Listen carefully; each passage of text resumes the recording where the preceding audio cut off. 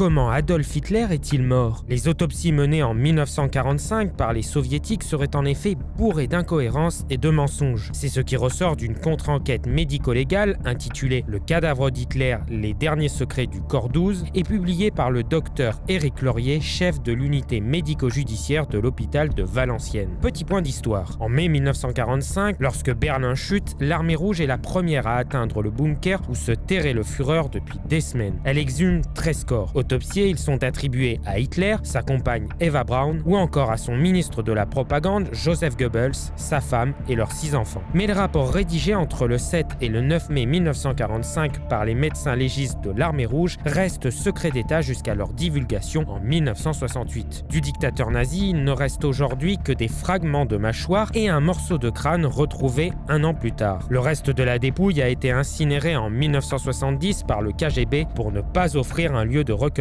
aux nostalgiques du Reich. Mais pour le docteur Laurier, rien ne paraît objectif dans les rapports d'autopsie de 1945, à commencer par la découverte des corps. Un autre cadavre, d'abord présenté comme celui d'Hitler, a été purement et simplement écarté par les enquêteurs russes au motif qu'il portait une chaussette reprisée. Détail jugé indigne d'un dirigeant du Troisième Reich. Les rapports assurent aussi que la mort du dictateur nazi est due à un empoisonnement au cyanure. Mais si du cyanure a bien été retrouvé dans 11 corps, aucune analyse ne semble avoir été menée sur les 2 derniers, qui sont ceux d'Adolf Hitler et Eva Braun. Or, comment en conclure à un empoisonnement sans analyse poussée de la base du crâne d'Hitler? D'autant que des témoignages russes et américains affirment qu'il s'est tiré une balle dans la tête. De même pour Joseph et Magda Goebbels. Les pistolets retrouvés à côté de leur corps ont été sciemment ignorés et aucune ouverture crânienne n'a été faite pour rechercher des traces de balles. Selon Éric Laurier, cela traduit des exigences politiques et la volonté farouche de conclure coûte que coûte à une mort par cyanure, que l'on considérait du côté soviétique comme étant une mort déshonorable à laquelle seuls les lâches avaient recours. S'ajoute à cela le mystère sur l'identification du corps du Führer. S'il n'est pas question de remettre en cause sa mort lors de la prise de Berlin, Éric Laurier se demande si les corps autopsiés sont bien ceux d'Eva Braun et d'Adolf Hitler. Aucun ne semble en effet avoir été photographié ni radiographié. Or, des images radiologiques de la tête, démarche courante lors d'une enquête médico-légale, auraient pu être comparées avec les minutieuses descriptions de sa denture faites par le dentiste du dictateur et son assistante, puis avec des radiographies réalisées de son vivant. Il y a enfin des éléments troublants évoquant l'absence de testicules. Selon les experts soviétiques, Hitler n'avait pas de testicule gauche quand des examens médicaux menés de son vivant évoquent pour les uns la perte du testicule droit et pour d'autres une anatomie parfaitement normale. Ce qui amène à la question suivante: a-t-on voulu ridiculiser